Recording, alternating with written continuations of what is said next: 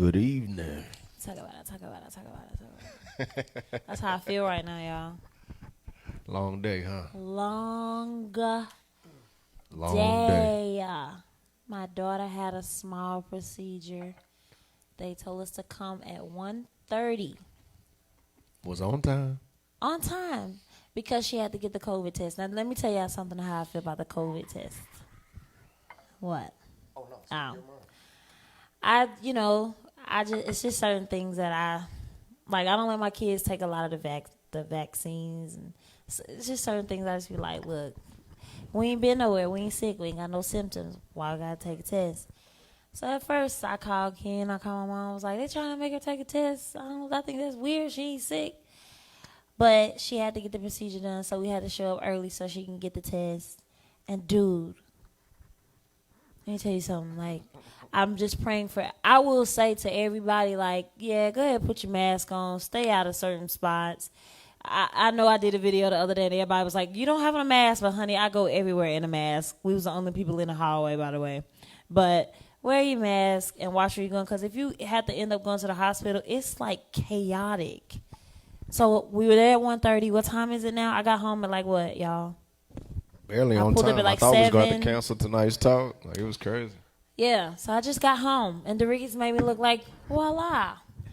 But I was just sitting here telling Kendall before Doritos turned the cameras on us. I was like, I could tell I've grown. I could tell that all the work that I'm putting into like protecting my energy and looking at stuff and saying, okay, there must be a lesson in somewhere in this, instead of getting like, because I was ready. I was like, should we just cancel? Should we just come back? But then when my doctor finally came in, who delivered Dallas, who's been in my life for a long time, she was carrying. We just started chit-chatting, and I was able to, like, tell her about some books that I'm reading. I was able to give her some things that I think she needed. So I was like, okay, I get it. It was purpose in it all. But it wore me out, and I'm a little hangry. I'm hangry. I swear I'm hangry. I'm hangry. Today I was just thinking about stuff I haven't eaten in a long time. And I'm vegan. Say back up out of there. The devil is a lie. Back on up out of there. Straight up. You know what I mean? But main thing is, Princess going to walk out, stronger and more healthy than she went in. And so it's a necessary evil. But definitely echoing the white, take care of yourself, take your health more seriously. Anything that you can avoid, that you can handle, that preventive, health maintenance, take advantage of that. You know what I mean? It's definitely scary on the other side. So Her test was negative, so she was facts.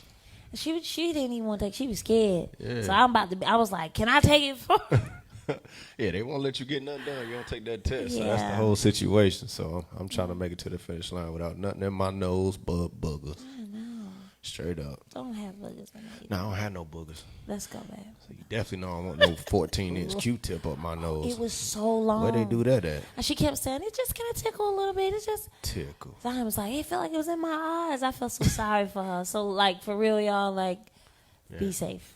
Yeah, I don't want that. All right. So All right.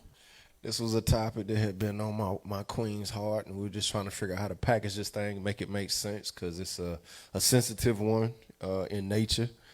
But we ain't scared. So it is really this is a sensitive. People don't really why is it so sensitive? It's sensitive for the fact that when you talk to as many people as we have tuning in tonight, you have various beliefs, religions, backgrounds, cultures, traditions. Not everybody believes in heaven and hell. Not everybody believes in angels. Not everybody believes in the power of affirmations. So it can, if delivered the wrong way, it could create conflict and division. But I believe we have it packaged in such a manner that the overall mission won't get, misconstrued. Yeah. So we'll see. Yeah. Nice, you ready? Yes, sir. Derricus, are you ready? Yes, sir. I know my queen ready because you look ready. I'm hangry. All right, let's do it. A cure for a curse. There are many horrible diseases and sicknesses that invade and trespass through our lives each and every day. This current COVID pandemic is a sad yet excellent example of how a virus invokes fear and anxiety because it is an evil that threatens our peace of mind as well as being one that we cannot avoid or currently defend ourselves.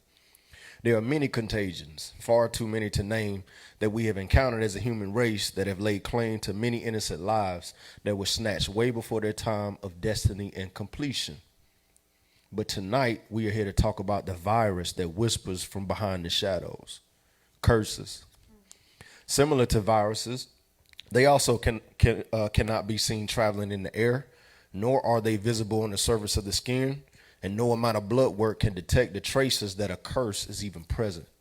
They are more threatening than all other diseases because no physician or surgeon can diagnose or provide a remedy for the harmful side effects that a curse delivers. And unlike the most common, the more common diseases we know, curses can lie dormant and hidden from its carrier for years, and some people live their entire lives unaware that they have been carrying a curse at all. So, in our accepting that curses are clearly not something that is of this world, it is best to assume that the prescription to the cure is also not of this world as well. Curses are a deadly byproduct of unrighteous decisions. Therefore, the only vaccine available to us to be cured of these silent killers is to combat it by exposing it and injecting ourselves with a righteous posture of living. Let's talk about it. We'll start with generational curses. We often don't look at our families unbiasedly until we are either upset, there's conflict, or some behaviors in the family have impacted us directly. Some generational curses that are passed through the bloodline that come to mind are curses of broken marriages, traditions of infidelity, repeated cycles of teenage pregnancies, and deep-rooted drug and alcohol abuse, just to name a few. So my queen, how do you personally view generational curses, and how have you addressed any that may have impacted you as a woman? I'm going to let you go first because I'm hangry. I'm going to let you y'all, I'm supposed to pray for me because all I'm doing is raw. It's been a long day. And I'm only doing raw. So I've only had broccoli and like a couple of carrots and celery. I'm going to let you set this thing off. Okay. And then get it from there, I'm going to be like, I'm going to jump in. All right. Well. Can we be honest? I think they'd rather see you here hangry than not at all, because I swear we were that close to being like, next Tuesday. I was like, we can't do it. Okay. Yeah. All right, generational curses. I never knew my father. He never had a tight relationship with his father. Never had a tight relationship with his father. Those are some things that come into a child or a newborn's life that they don't even know about. You don't know why your mother is not there. You may want to excuse them because their parents weren't there or whatever, but at some point that cycle has to be addressed. And for me, it was a matter of making sure that I was present in Trey's life. This is way before we got married. And it was challenging. I could feel that curse on me at times. There were times when I just couldn't move forward with it, or times that I got frustrated, or times that, I clocked out, dealing with it. But that definitely was a curse that I had to address in my life with my son. And I definitely know that alcoholism, drug abuse, I'm an 80s baby. So a lot of people around me got impacted by crack. And I saw it. I remember those things. My life was impacted by it. So as far as even in my younger years, even running the streets, just, how I rock. Like if I have a drink and I have two and I'm cool, I'm backing out. Like you're not gonna catch me wasted. You're not gonna catch me out there making a fool of myself, because I'm very aware of that thing in my bloodline that's waiting to cripple me and bring me under to the subjection of addiction and things like that. So a great sense of self-control and discipline is how I've been able to combat that in my own personal life. Yeah. It's good to know those things and acknowledge those things. For me, I think I have a double whammy because I have my mother's side and my father's side. And from my mother's side, I've always been, very open, because they've always been very open with sitting me down and letting me know my grandmother had her first child at 17. My mother had my oldest brother at 17. I had Zion at 17. My cousin Kima had her first baby. Like, that 17 thing was just and all of my cousins did not end up, I have one cousin, her name is Khadijah. She's like out of me and Kima, she was like the really smart one. She got all great grades, and she was like, she was really dope at what she did. But me and Kima kind of, we went down a path that was a bit different, and so our test was different, but we came out with dope testimonies. But it was so much like my grandmother, and so much like my mother and her mother and my aunt, and then as far as just finding bad relationships, it was like brokenness within the father. My grandmother, her father stepped out on his family, and she was a side child, and so she didn't get the love that she felt she should have deserved. Even though her sisters and her brothers brought her in and loved on her, she still had that thing. And then my mother, her father, my grandmother's husband, he was an alcoholic, and so he was, he spent most of his time drunk, and he would always call them bitches and hoes. He would always, call them, names, and they grew up with that. And then I feel like my mother would sit and tell me about certain relationships that she would get into, and that same thing would happen. It's like you're looking for what you see growing up, and you have to break those generational curses. On my father's side, I come from a talented family. Everybody is talented. Everybody sings or plays. And when you grow up in a talented family like that, everybody wants to please and make everybody happy and be the life of the party. And I think I kind of took on that role of like, let's just make everybody happy. Let's just please everybody. And then what happens is anxiety comes with that. What happens is, your mind, you can't control your mind. You're always thinking. I got to please these people. I got to say yes to these people. I got to make them happy. I got to get on stage. I got to kill. And then when you have a talented family, everybody's kind of like fighting with each other all the time, because everybody's just so talented, and you're dealing with a bunch of geniuses in one room. That this person think they knows it better, this person think they knows it better, I can do it better, and then you end up with a family that doesn't speak anymore. And so what I'm doing is breaking all of those generations. And I can name a lot more, but I'm not trying to put my family on blast, but when I do speak to the younger ones, or when I speak to my nieces and nephews, and shout out to all my nieces and nephews, I think I have 22 of them, either 22 or 23. But the one thing I want to let them know is like, hey, the other day, not mentioning any names, one of our babies came to us and was talking to us, and I allowed her to know that that's a generational thing you've got to break. The auntie's been breaking off of her life. So you got to start breaking these things off of your life in order to have a healthy relationship, in order to have a healthy business, in order to be the best mother, the best friend, sister, and so on and so on. These are things you got to kind of break off your life and recognize them in your family. And it's not saying you don't have to deal with your family, but once you start recognizing them in your family, then you can start, you now understand what to pray for. And you now understand how to walk and how to switch up your posture and look at yourself in the mirror every day and say, I will not allow anxiety. I will not allow bipolar. I will not allow you. Just start speaking all this stuff and dismissing it out of your life so that you won't pass all of those same things down to the younger generation. That's just how I believe, how I see it. Yeah. And I mean, that's dope, number one, for sharing and being in a position where you're on the other side of it and can look at it with different eyes. I think one of the biggest challenges when it comes to curses in general is it can come off as normal. Yeah. When you are used to dysfunction, and you are used to chaos, and you are used to pain and trauma and rejection and darkness, when everybody around you is in it, you don't realize it.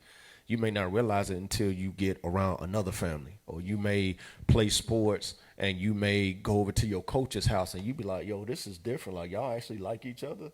Y'all get along. Y'all actually sit at the table. Y'all hug each other. Y'all say, I love you. So sometimes you can be unaware that you are battling a generational curse, and you're taking that to school. You're taking it to your job. You're taking it from relationship to relationship, because that dysfunctionalism has become a part of your makeup. And it's a part of your identity. So you have to, when you exposure is a powerful thing, because when you are exposed to other things, you can kind of parallel that to how you live your life and what you do, and you have something to compare and contrast it to. But that's just one thing I wanted to throw out there when I was listening to you talk. Sometimes, again, if your whole family rocks a certain way, like my family rocked a certain way and move a certain way, you don't know that this is not right. It's the norm until you're either confronted with some new information or you gain exposure and you're able to be in a different atmosphere when you can see something is different. Yeah. And now it was, two things came up to my mind. It was kind of like, I'm going to start with this one first. Like, I sit and I watch some of the shows that are on TV about like different, cultures. And I noticed, we watched the 90 Day Fiancé show, and there's a family on there, and their culture is very, very strong, and they stand on their beliefs, and they were raised up a certain way. And I feel like a part of me was just like, wow, that's kind of dope. Like, nobody breaks, and they catch it before. Like, it's like, let's cut it from. But if we go way back, especially as black families, I just want to speak on black families, generationally, like from what we went through, we never really had the time to sit out, and especially our ancestors that came before us, like in the slavery days, they didn't have time to sit down and tell it because they were taking care of other people's children while the children were doing, you see what I'm saying? So it's like we never really had the time to kind of start from the jump and like set things for our families. We still don't. Have you noticed, like, they have bar mitzvahs? Is that how you say it? But as black people, what do we really have traditionally other than people linking up for Christmas and Thanksgiving? We don't really have anything. Yeah. And so it just made me think, like, it's not like I'm trying to beat up on us. I'm just trying to say that we got to start somewhere where we start breaking those generational curses because it was snatched away from us. It was totally snatched away from us. They didn't have the time to sit down and say, hey, I want to tell you a story. And I believe they were able to tell stories. And, back then they would sing their way through problems. But they didn't really have that time to invest like the cultures that I see that are raising them up from a baby and that same thing. So a lot of stuff is being caught before it. You know what I mean? Yeah.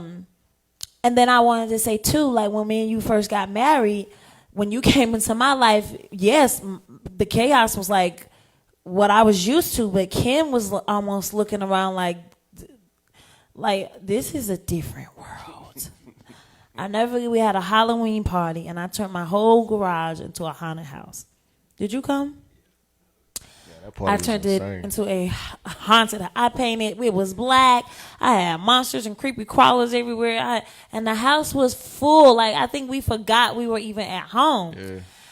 But it had gotten so chaotic, and I had so much alcohol. And this goes back to my grandfather on my mother's side, because my mother used to tell me, she would say, watch how much you drink. Your grandfather had a problem. I'd be like, Ma, I'm not him.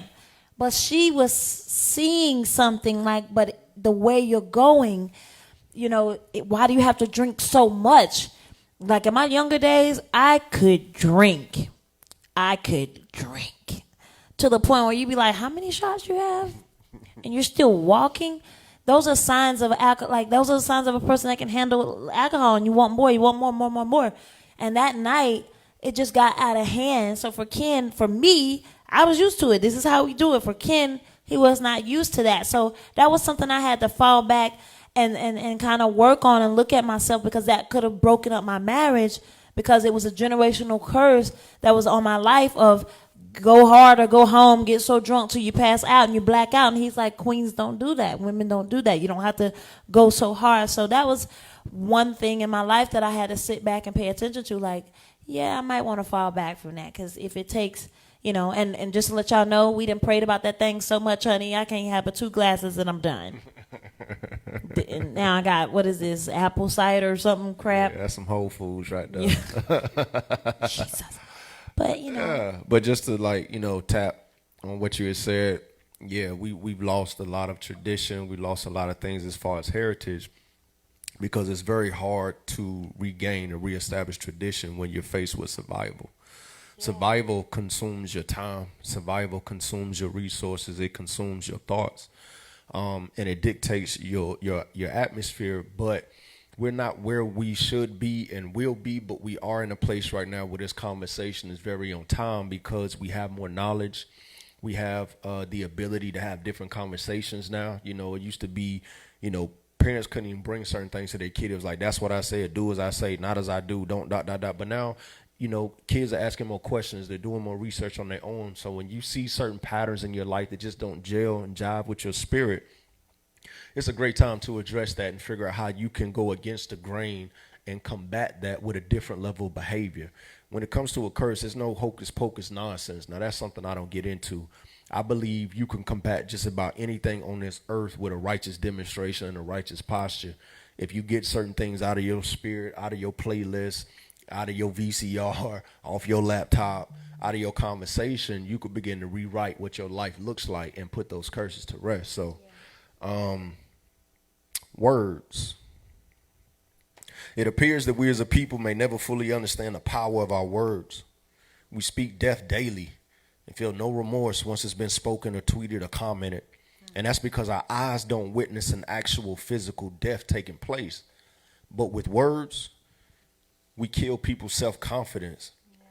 We kill their dreams. We kill their hopes. And we kill their sense of security and a sense of belonging. Harsh words spoken by someone who represents the church can even make somebody question God and kill their spiritual walk dead in its tracks. So my queen, what are your thoughts? What are your perspective on curses that are created through the very words that we release into the atmosphere?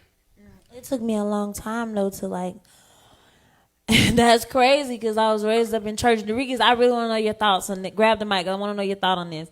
Being raised up in church, right?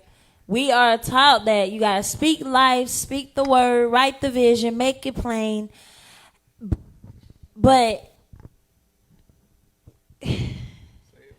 we really don't do that. I'm not saying now I'm in a different place because I'm realizing that there's power in my tongue and I create my day with the things that I say. Sometimes me and Kendall could be talking to each other and we use the wrong word and we'll correct each other like when God does it, not if God does it, not, you know.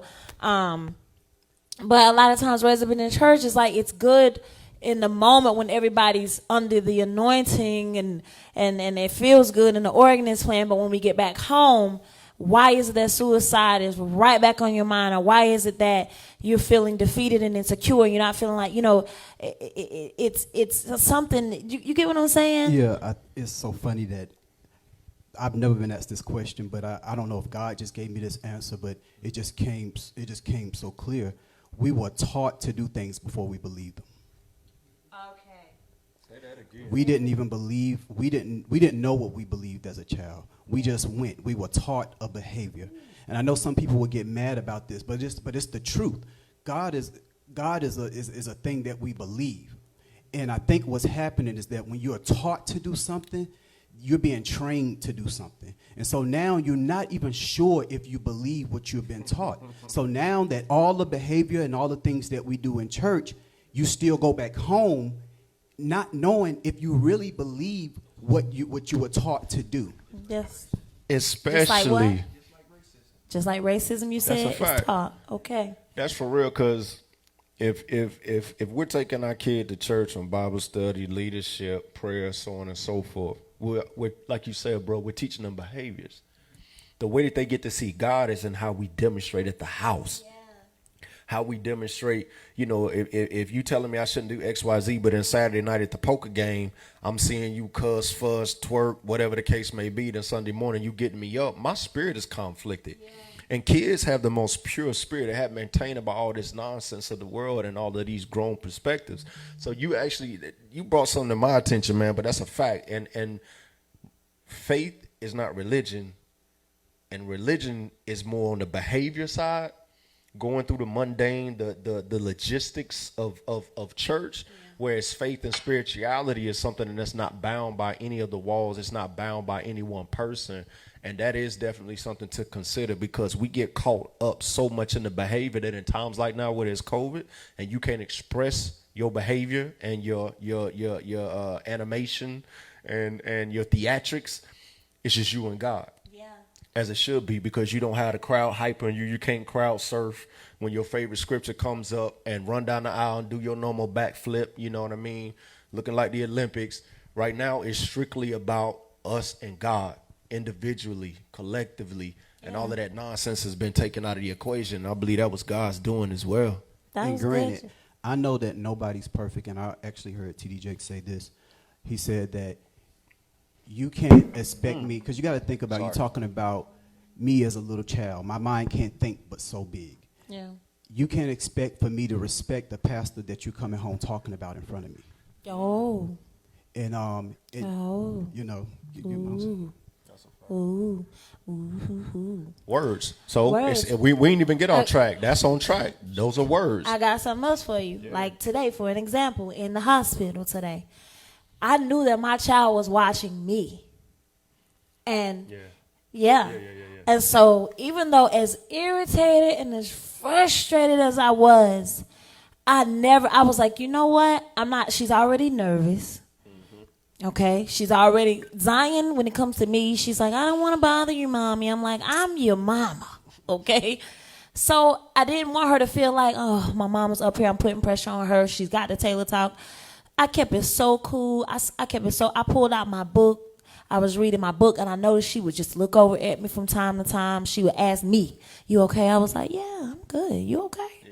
Yeah, I'm okay. They're taking long. I said, yeah, but something's happening, and it must be for a reason, and somebody in the hospital may be sick, something. So me and you are good. Your procedure's small. It's the words that I was using that was making her sit and say, oh, okay.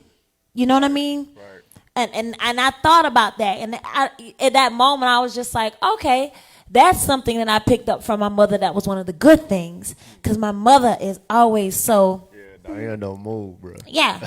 You look over and she reading the word, and she's praying, or so that's something that I want to keep in my family with my children and their children. And I want the girls in my family to be that same way, where my mother brings a calmness. She brings about a peace. I just learned that because I'm breaking generational curses, and that anxiety that was always on my life, and that had my mind running, or had me thinking maybe the doctor don't like us. That's why they taking so long. I knew she didn't like me. She didn't come. You know what I mean? All of those I've been able to break through that, and it feels so good. I'm just hangry.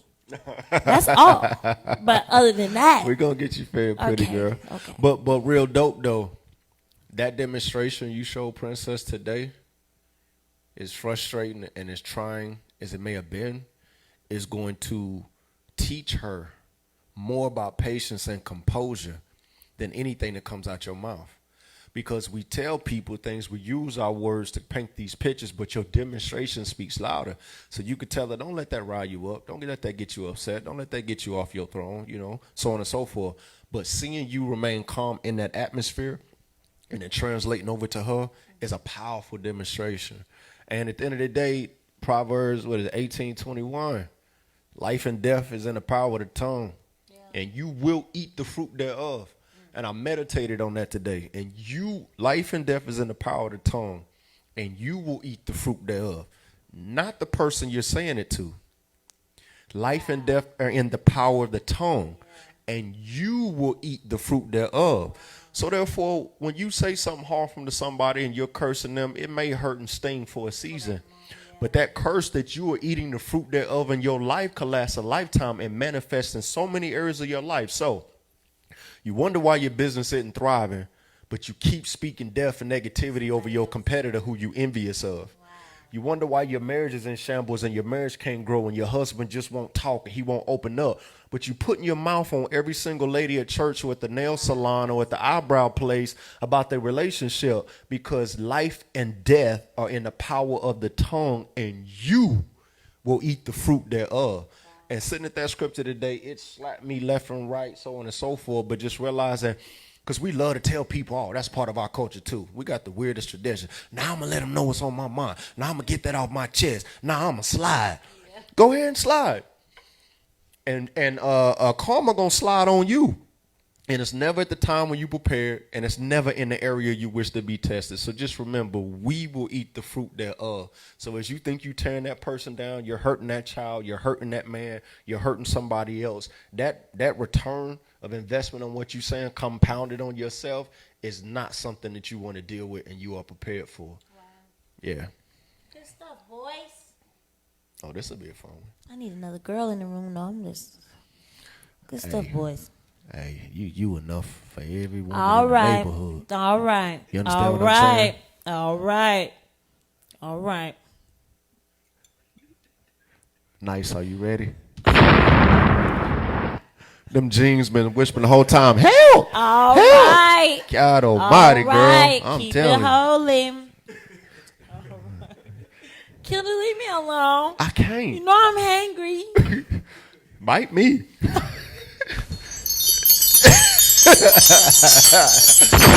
Bite me, baby. Way to go, Nice. Stop playing. You think I ain't going to get my compliment in? It's Tuesday, girl. Shoot. And Kendall's not playing, y'all. I called him on the way home. I was like, I'm frustrated. He was like, I miss you, baby. I was like, Kendall. Nah, I'm about to pull you up. I understand where you're at, but I'm going to let you know where you're going. Straight up. I love you, too. All right. When two curses join together. In relationships, and especially in marriage, we are working daily to become conditioned to carry each other's burdens, pains, traumas, and fears. What we will also come face to face with at some point in time is each other's curses. When curses first pop their head up unexpectedly, it can be alarming and even overwhelming. And nothing is more terrifying than waking up next to the one you love that you also no longer recognize. So let's just talk candidly about some of the concerns and different things, even if it's with us. That when two people get together, and I got generational curses, you got generational curses. I brought some curses on my own life by walking unrighteously in my youth. You got the same thing, and then we say we're going to come together and live in matrimony, and then all of a sudden I meet your curse. You meet. And you meet my curse. I'm like, oh, yeah, babe, this is my curse. Yeah. Because we've had it. Like, you've had to check me several times. You're like, boy, that's a curse. That's a curse on your, on you. I see it in you. I see it on you. I see it in, the way you move and certain behaviors. And times I took it personal, not realizing you were speaking to me, but you were talking to the curse. Yeah. You know what I'm saying? And it used to get in the way sometimes until I really accepted the fact that, yeah, that's a problem. That's something I do. That's something I say. It's not healthy, and I need to remove it. The crazy part about it is because we're married, you had to help me with it because it impacted our conversation. It impacted our quality time. Yeah. It impacted how long it took for us to bounce back after a disagreement. And I think it can only come from like a good friend or somebody that your husband or your wife. Yeah. Because I'm spending time with you that you're grown now. You're good and grown. I'm spending time with you that your mom or your brother or your cousin might not be spending. I see you behind closed doors. I know you in a way they don't know you. Right. When you start getting older, everybody starts moving out, such and such, get an apartment, go to college. Cousin Leroy, we see him from time to time. But when you don't see them, it's harder for a family to say like there's some stuff going on with you when that's like you said it's the norm. Mm-hmm. But when they go off and they get a partner, whether that's in business, whether that's in your best friend or a female or male, they start seeing some stuff that your family probably can't see. So that means you didn't see it either. Correct. But when we start going around each other's families, you started seeing some stuff when you came around my family, and I started saying it's cool. Yeah. I was just at a point when we first got married, and I already knew what my family was. I was like, yo, we crazy. Okay. What? Cookout? Somebody gonna fight at the end of this cookout tonight. I'm here for it. But at times, I think the way we both were brought up totally different. So when I would bring things to Ken, he would take it offensive, and he would try to hit me back with like, well, it's in your. I'd be like, oh, I know. Pass the popcorn. I'm She good. be like, yeah, I know, but we talking about you right now. And I be like, dang, I thought I was getting out of that tonight. because I had already knew. And we just not too long ago had a come together where we both were like in love. I see what you were saying, baby, and I said to him, I see the same thing.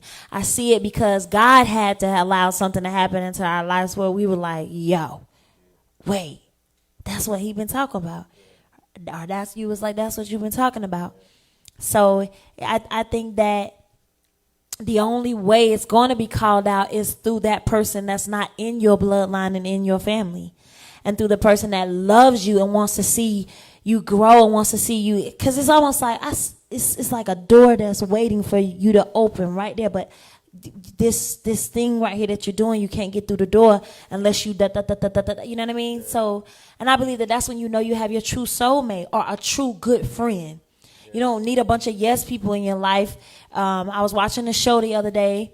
I'm not going to name the name of the show, but after I got through watching the show, I was telling Ken, I said, I see what's going on in this person's life. Number one, I've been there. And number two, I know that this person wants love really, really bad, but they're broken and they're not healed.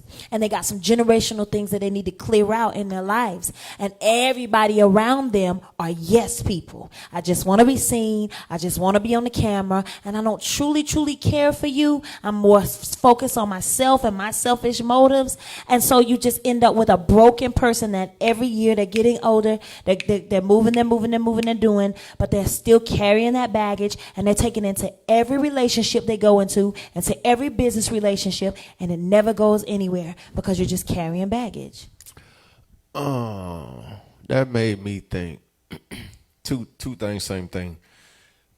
It made me love you even harder, not just for putting your finger on the, and it was a generational curse. We're not talking about bad habits. You could break a habit. Generational curses is as much part of you as your arm and your leg. It wasn't just you putting your finger on it and holding me accountable to it.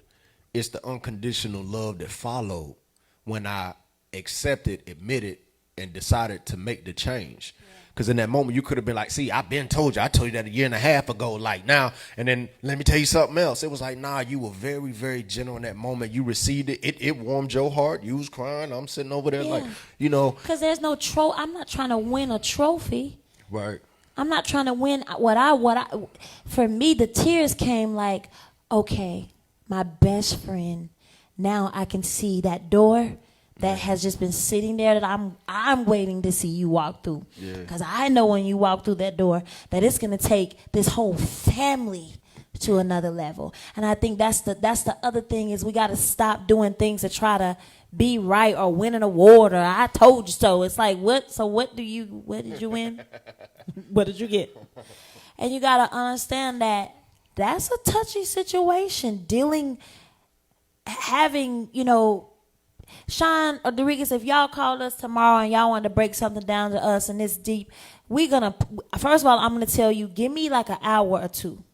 Because I want to go before God so I can posture myself in the right way, that you even feel comfortable coming to me, that you feel secure, you understand it ain't going nowhere else. You know that when you hang up with me, I ain't going to hang up with somebody else. Yeah. It has to be a different, you know what I mean, for you to come to me. I want you to know that I'm honored by you wanting to come to me. And number one, I'm proud of you for wanting to, face some of the things that you've been dealing with. So let me posture myself. Let me ask God to give me all the words and all the tools that I need. And maybe I might not be in that place or that space. And I say, I might not be the one to talk to, bro, but why don't you call Kendall?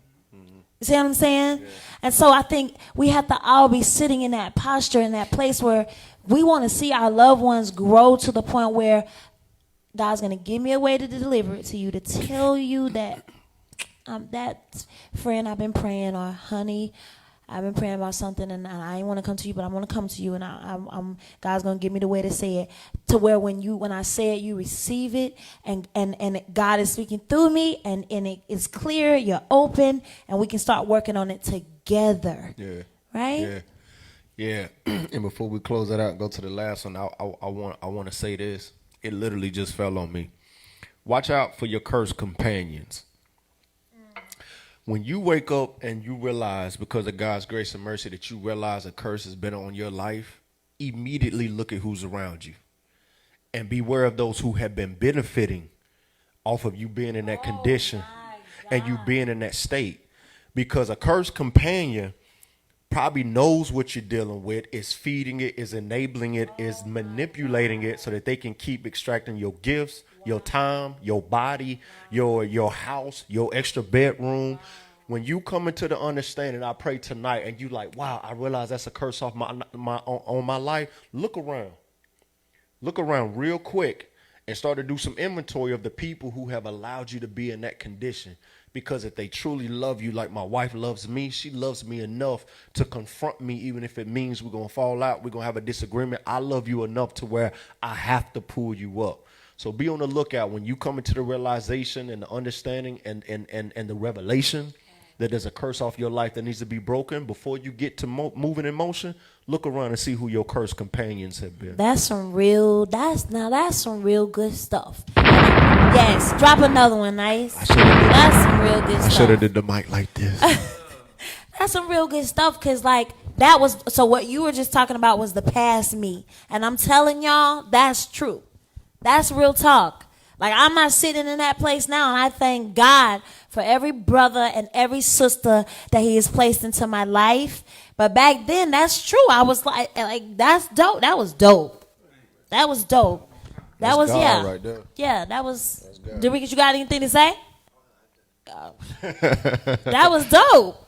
Like, that was really good. And for those of y'all who are listening, it's been some nuggets dropped tonight. Every night for us ain't going to be like a clowning night and we having fun. Some nights we come in, like I rushed to get here and was like, we're not going to cancel this. Yeah. Because of everything that we're seeing, whether it be on television, we're seeing a lot of stuff right now. And it's time out to be playing. It's time out for taking up time on these social media platforms to just entertain you. It's time out for that. You shouldn't even want to be entertained anymore. You should just be praying and asking God for wisdom and knowledge. Not cars, not houses, not clothes, not jewelry, not fame. Wisdom and knowledge, because we got to figure some things out, y'all. Times are changing. Times have changed. So that was some good nuggets. You dropped some good stuff, and Dorica said some good stuff earlier too. Take that stuff, man, and eat on it. Pass it on to your children. Have a conversation with your honey after this. You know what I mean? It's time to start thinking deeper. It's enough of being entertained. I don't want to entertain you anymore, because I'm not the same Tasia that you used to. I'm not that girl. I posted it the other day that I sold that building a long time ago. So anytime I sit right here, I want to just drop knowledge, pass on books, like help you out. Like if there's some women out there like, yo, what you reading? I'm going through some stuff. I'm going through some stuff in my marriage. I'm going through some stuff with my kids. My child, my girl not acting the same and I can't get to her. Well, let me pass you this. This is what helped me. Maybe this will help you. It's time for us to start being that generation where we help each other and let go of the crab mentality. Let go of the mentality of every time you see something, you want to give your opinion, you want to put something on it, and then most of the time it's negative. Man, take this stuff and eat it. That's good. Speaking of eating. Hey, nice. Put one of her bombs on my tab. Speaking of eating. I've been reading my word, and I know the Bible said, man shall not live by bread. I need some bread. You snap, Shouter. Huh? You snap. But it's needed, though. No, it wasn't like that. You know, you're pretty when you're angry, though. You know what I'm saying? I tell her all the time, she be mad. I be like, damn, you look good when you mad at me. All right, but check it, though. But that's real talk, though, man, because, again, we don't compete with anybody out there, but just take notice of what we aim to do with this platform. We are opening up the privacy of our life, our marriage, our secret chambers, and we don't gossip.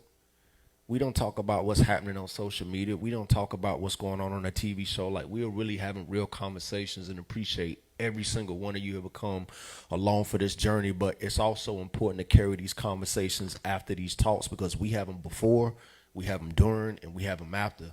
When these lights go out tonight, we sit here and we build and have some dope conversations. So we just encourage y'all, when y'all get done partying, just make sure this don't get lost in translation, because the enemy is waiting to rob you of it, because it's a benefit to him that you remain cursed. Last one. the burden of a curse breaker. In every family or bloodline, there will always be one who is raised up with a conviction to break the curse. They may not even understand why their drive, determination, and spirit of perseverance is so strong at times, even though they have every right to quit and abort the mission. God desires that none of us should perish and that we all walk just as freely on this earth as it is in heaven. So, some of us have to bear that weight of breaking those chains and removing those curses with every bit of prayer, fasting, dedication, forgiveness, patience, and faith that we can bring our spirit man to even muster. So my queen, you truly are a magnificent and gorgeous example of a curse breaker. The millions of people that follow your journey relentlessly have even been granted a front row seat to watch you battle, redeem, and stand as a new creature from breaking your curses off your life. What would you say are some of your greatest challenges and achievements that have come from breaking curses off your life? Peace, my peace. Look at there. This is what peace looks like. Real talk. Real talk. I was reading my new book today. It's a T.D. Jakes book. Yes, it is. And it's called The Power of a Praying Woman. And he just talks about a lot of the women in the Bible. And I think it was Sarah that I was reading on at the hospital today, and the woman with the issue of blood. But going back to Sarah, it was just kind of talking about like how, you know, of course, she had a child at like 100 years old, and she stopped doubt. She just started doubting, and she laughed when God told Abraham she was gonna have a baby. She was just like, yeah, that is crazy, because for so many years she just kept seeing so much doubt. And for me, it was 17 long years, not just within the industry, but dealing with family, business, relationships, all kind of stuff. It was just doubt. But I never gave up the faith. There was still a size of a mustard seed, a little bit of faith up in there. And God had, you know, people would come into my life, and I always say, some people would speak into my life, and I'd be like, that's not God. That's, you got that off social media. But I've had encounters, and I'll talk to you about them, and I talked to Derikas about it, and Sean, now you will know, the nail shop, the man who let me into the idol building that never came forth. I've had so many encounters where I know that it was God, that those were the moments that I was like, I gotta hold on though. Like, y'all, you know, like if you're holding on to something for too long, your hands just start burning. You be like, I can't hold on no more. Those moments were the times where I was like, if my hand is webbed up, if it's bleeding, if I gotta hold on, because God is still there, and he will always send somebody that I did not know, a total stranger. And so I held on. And I wanted to tell y'all, I think that's the good thing that I loved about the book today is it constantly talks about, yes, you're going to go through things, and yes, you're going to, but I held on, and I never let go, and I was determined to break every curse off of my life. And it took a while. It did not happen like in a week. It did not happen in a month, because those are things that go way back. And I'm still breaking things. I'm still breaking stuff off of my life. But I'm holding on because I know that God has something. So he has greater for me. I'm already walking in it, but there's greater. And when I say greater, I'm not talking about like houses and cars and all. I don't care about none of that stuff. We was writing a song one time for the last album, and I was like, I'll take a bike. You can have my big old fancy car. You got to make sure you gas it, tune it. It's going to talk a lot. But just to be free, and I'll get on a bike and just ride in the sun and just feel the wind. Like J. Cole, that thing. Come on. Those are like, that's special to me now. So I know God has greater for me. I'm still holding on, and I'm still breaking generational curses because I've seen what he has done throughout the years in my life. And if it looks good, it feels good. And sometimes I just get tickled. I was telling Derikas, sometimes I just bust out laughing because I was like, God, you funny.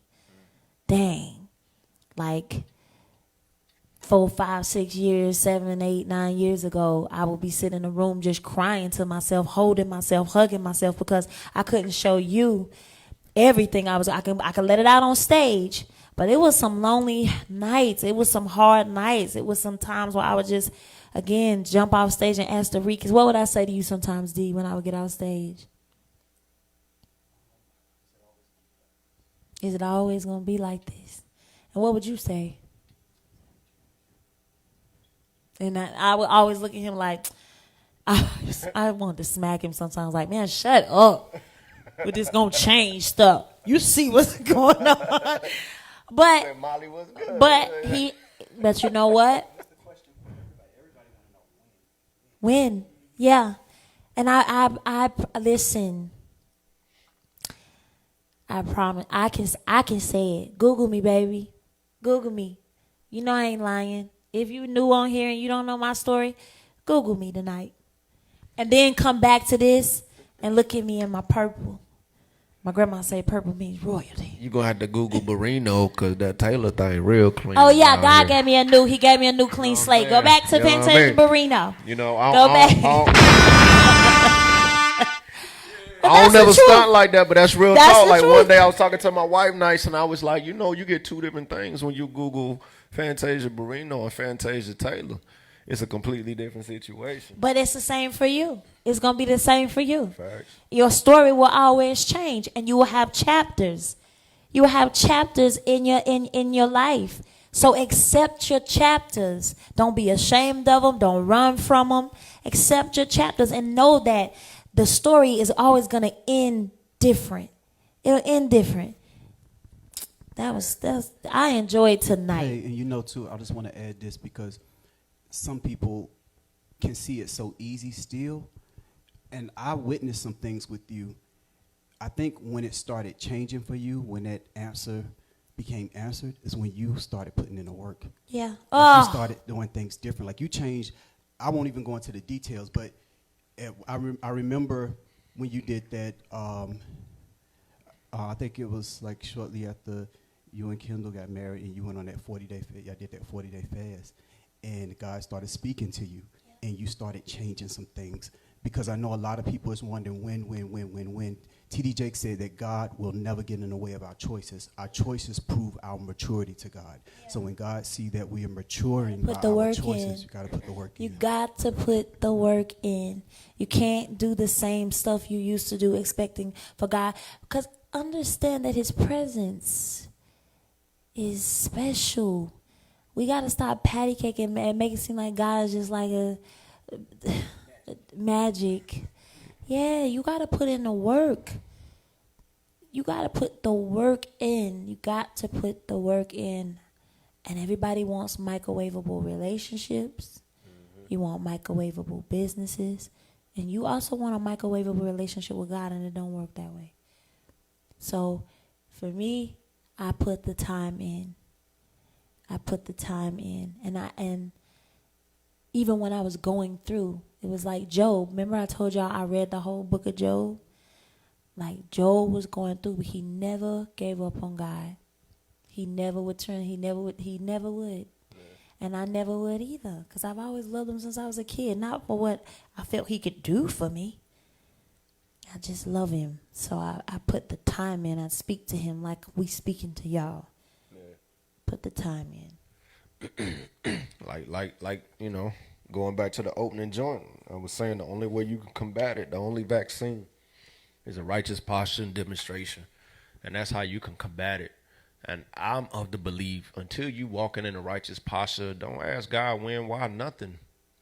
You got to make the sacrifice to go from walking on all fours like, you know, the animals that we are in our sin, to standing upright like the creatures that he made us. And when you've walked that for a minute, you've walked that, then you can say God when. But we still find ourselves in our animal nature, still doing what we doing, still in our habitual sins, still backsliding like Michael Jackson with the white socks on, you know, like it's fashion. We ain't backsliding, we moonwalking. And you like, God, why? God like, Paul I know, Peter I know, you know, but who is you? So that's key. Sometimes we ask for things that we haven't earned. We haven't even done the ABCs and the 1, 2, 3s, and we looking for a whole alphabetical blessing. Wow. And I'm only gonna answer mine for the men, because I feel like it's important the greatest challenge that I experienced with breaking curses was losing everything to start over. I realized in my suffering that I had built my life on my curses.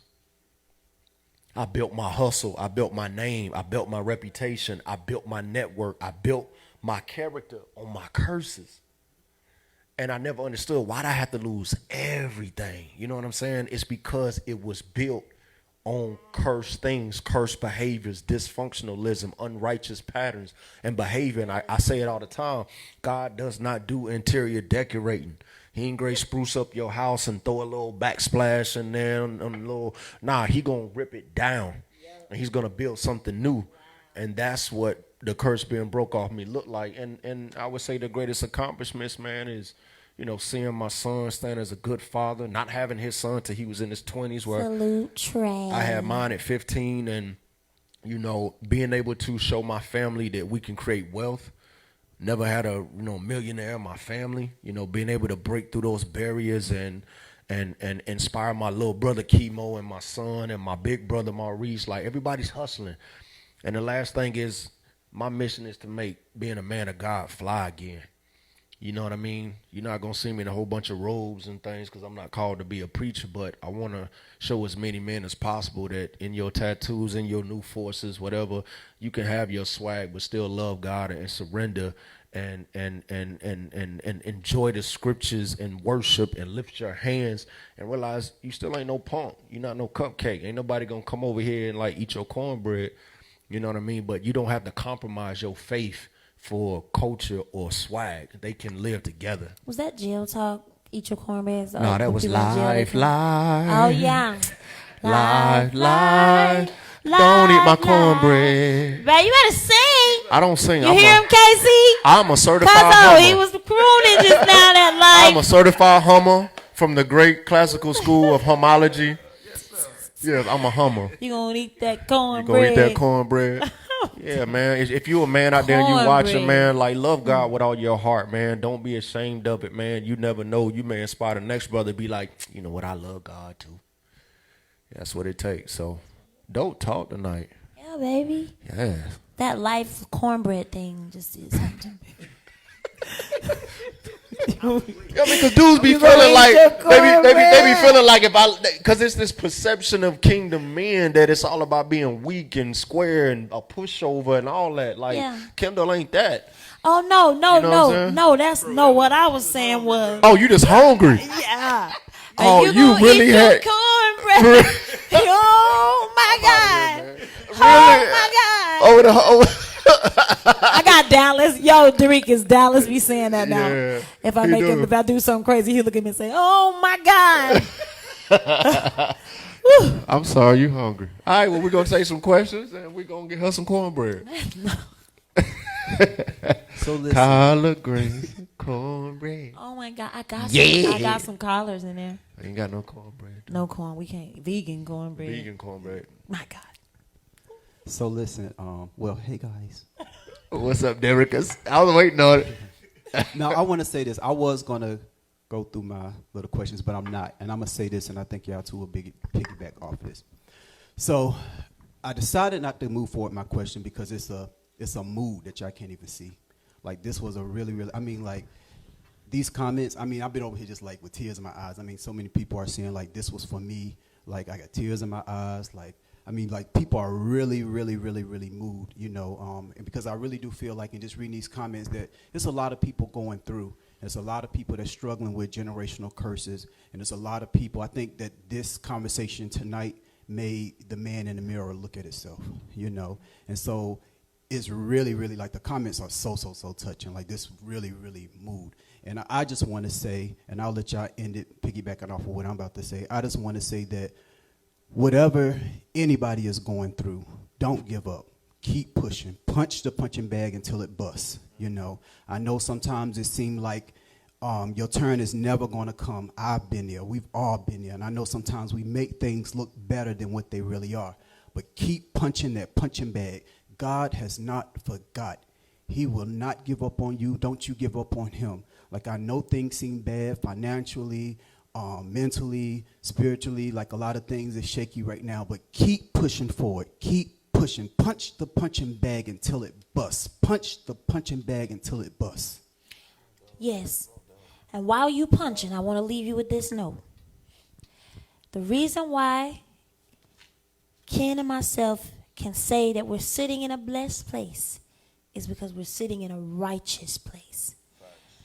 I want to just say that again. Yes, don't give up. But again, we've been saying all night, don't sit back and just be waiting for God to do something. Put your work in. Drown out the television and social media. Drown out the radio. I dare you to just take a week or two to say, I'm just going to read my word or read books that are going to feed my spirit, man. I'm just going to meditate. I'm just going to pray. I'm going to dig deeper because we serve a God that you got to go further than you've ever been to get the blessings that he can give to you. But you got to put the work in. So, yes, punch the puncher bag until it busts. But make sure while you're punching, you're not just tiring yourself out with wasted licks. Put in the work. Walk a righteous life. Treat people how they're supposed to be treated. Help somebody along the way. Change how you used to speak. Change how you drink. Change how you eat. Honor I'm going to stop. Honor the stuff you're supposed to honor. Get in a right place with him, and that's the only way he can bless you. Because I don't want y'all to come back next Tuesday and say, well, I was punching the punching bag, and I still didn't hear from him. Well, was you punching the punching bag and you was cussing your sister and your friends out? Was you punching the punching bag and you was stealing from your brother and your mother? Was you punching come on. That's all I'm saying is, I don't want you to waste your licks because you're going to get tired. But if you got the right things that you need, every lick, every hit you punching, it's gonna make a difference. God can bless you. Then he can say, okay, well done, my good. I see your work. I see what you're doing. I see you chasing me. I see you getting out of your bed. You're not used to getting up at 5 o'clock in the morning, but you're getting up at 5 and you're hitting your knees and you're chasing after me and you're giving me your time. That's what you got to do.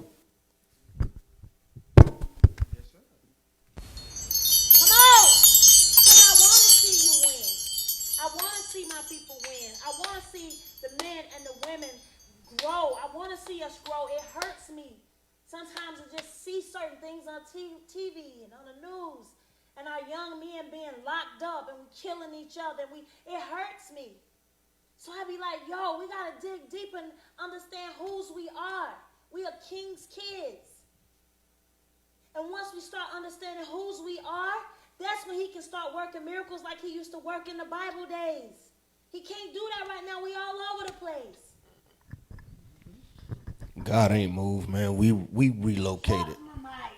Oh, that mic will be all right. Oh, but when I dropped it, I envisioned that it was a good vegan hot dog. Thank you. Oh, my God. Good vegan piece of chicken or something.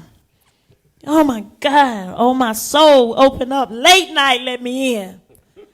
Veal Tree, open up, let me in.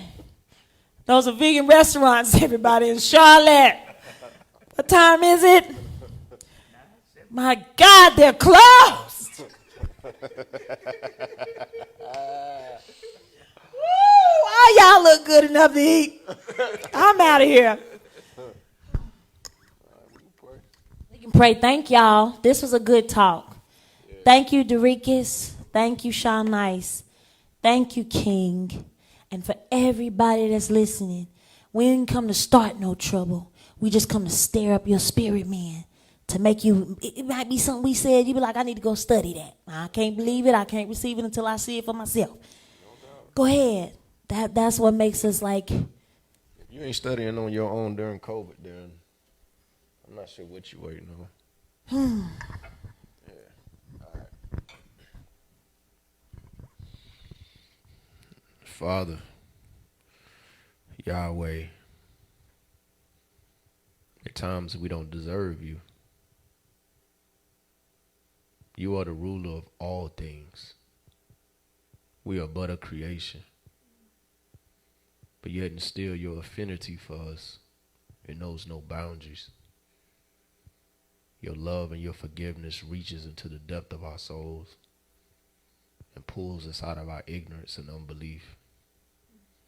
Your grace covers us when we make wrong decisions. Your Holy Spirit steers us back on course when we purposely choose the wrong path.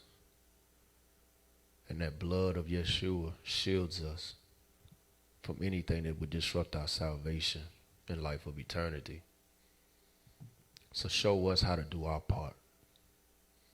Show us how to be good sons and daughters to a heavenly Father. We tell our own children on earth that you represent us when you walk out this house. Fix your hair, wipe your face. But we also need to fix our character and wipe our bad habits. And pull ourselves together when we step outside the door, realizing we represent the King. Maybe then we might be found worthy for half of the things that we come and ask you for. But before we close, Heavenly Father, we want to thank you for everything that you left us with, everything that you did not take, every sickness that you healed us from, diseases and viruses that you kept at bay. It's just the fact that we even have the opportunity and the means to be here tonight with one another. There are tens of thousands, hundreds of thousands of people watching, and we all say that we love you. So be glorified as you deserve, Father. In the name of Yeshua, we pray, we thank you, and we believe. Amen.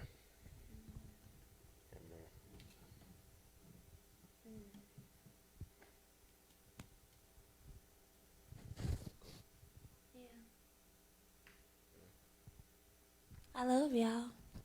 Oh my gosh, Shine, you Love you just too, why sis. you almost made me cry for some reason. Hey, I don't listen. know, I just looked at Shine, he just almost made me cry. Hey, y'all was on my street tonight. Now I'm gonna tell you, because it's real for everybody, you know. So, but I ain't gonna get emotional neither. So yeah, Shine, that was so country. That's That's y'all all was right. on my street tonight. they was on my street. I like that. Telling you. Give God all the glory. And thank y'all for coming out Yeah. and chilling with us for Taylor Talk. It means a great deal. It does. And can I like those? Oh yeah. Okay, I'll see. Anything in a size 13 is exclusive. Jesus. We're gonna start putting all of the Taylor Talks on the YouTube channel and the IGTV. So because sometimes we just get cut off, or so we're gonna start putting it on the YouTube channel. I think that the YouTube channel is on my Yeah, I want to say it's Fantasia on YouTube, on if I'm YouTube. not mistaken. But Okay. I'm not even too proud to say, like, you know, keep us in prayer too. You know, there's a lot going on around the Taylor Talks, and we got different opportunities on the table, and, you know, different portals and podcasts are entertaining what we're doing, but we want to find the right home, because we're not going to compromise our message. yeah. We're not going to compromise our delivery. We're not going to get caught up in things that don't gel with our spirit and what we demonstrate. So we just want to better find a home. And once we find that home, then we can start doing some extra things, some great things, guests and all the stuff that's been awaiting. But finding the right place is what's most important, so that we can continue to be who we truly are. Yeah. And that's all that matters really at this point, because we've been doing it from the mud, and it is what it is. And the book, y'all, the book. Let me tell y'all. We're not writing a book, huh? Man, me and Ken we've been over here on some. Yeah, that. We just want the book to be a blessing, man. Not financially. Like, we don't even care. Sometimes me and Ken be over here doing stuff for free. Yeah, my wife be like, you better charge them next I'm time like, you go should down charge there. him next time, and then I'm he like- be like, God told me not to. I be like, oh, I ain't got, all right. I can't mess with God.